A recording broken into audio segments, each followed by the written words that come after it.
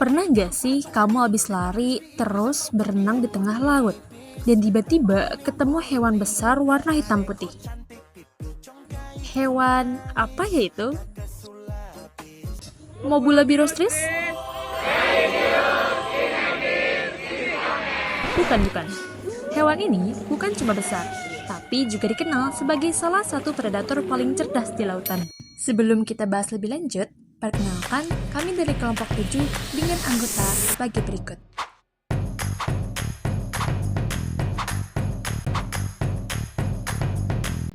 Sebelum membahas orca lebih jauh, kita pahami dulu apa itu adaptasi morfologi. Adaptasi morfologi adalah penyesuaian bentuk atau struktur tubuh makhluk hidup terhadap lingkungannya agar dapat bertahan hidup.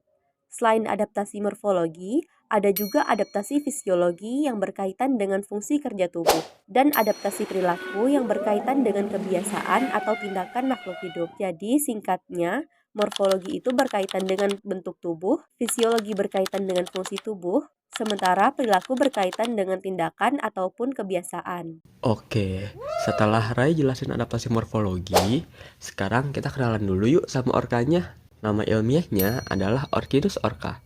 Mereka sering disebut paus pembunuh.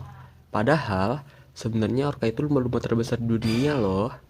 Jadi, bukan paus beneran. Orca juga bisa ditemukan hampir di semua lautan dunia, mulai dari daerah kutub sampai perairan tropis.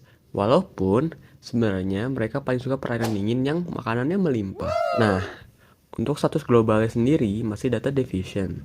Tapi populasi Southern Resident status sudah endanger karena jumlahnya tinggal sekitar 73 ekor saja. Dan yang bikin orca pakai spesial, mereka hidup dalam pot matrilineal dan tiap pot punya dialek suara sendiri. Sekarang kita bakal masuk ke bagian inti dari topik kita hari ini. Paus orca atau yang dikenal dengan Orcinus orca memiliki sejumlah adaptasi morfologi yang menjadikannya salah satu predator paling efisien di lautan.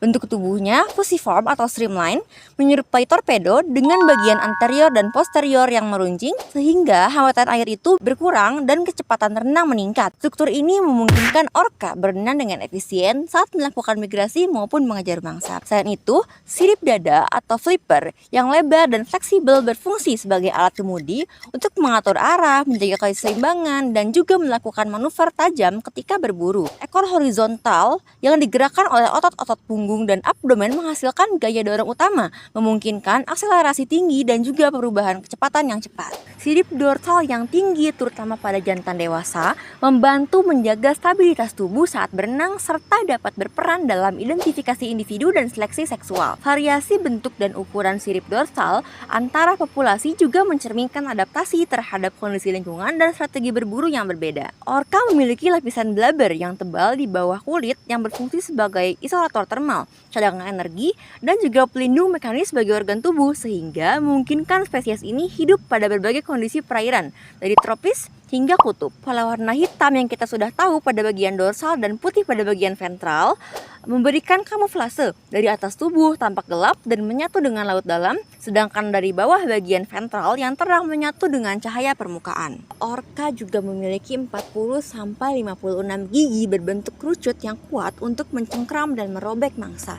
Pada bagian kepala terdapat struktur lemak yang disebut melon yang berperan memfokuskan gelombang suara untuk ekolokasi sehingga orca dapat mendeteksi posisi mangsa dan bernavigasi pada kondisi visibilitas rendah. Terakhir, perbedaan ukuran tubuh, bentuk sirip, dan pola morfologi lainnya antar ekotipe menunjukkan bahwa adaptasi morfologi pada orca sangat berkaitan dengan nika ekologis, jenis mangsa, dan juga habitat yang mereka tempati. Orca berada di posisi tertinggi dalam rantai makanan dan dapat memangsa ikan, anjing laut, hiu, bahkan paus lain. Karena itu, orca berperan penting dalam mengontrol populasi mangsa dan menjaga keseimbangan struktur komunitas laut. Selain memangsa hewan lain secara langsung, keberadaan orca juga dapat mempengaruhi perilaku mangsanya karena rasa takut yang ditimbulkan. Dampaknya dapat memicu perubahan pada rantai makanan laut atau trophic cascade. Contohnya, berkurangnya predator tertentu dapat meningkatkan populasi ikan dan mempengaruhi ekosistem hutan kelp, sehingga orca menjadi spesies penting dalam menjaga kesehatan ekosistem laut. Jadi, sekarang kita tahu kalau adaptasi morfologi bukan sekedar bentuk tubuh,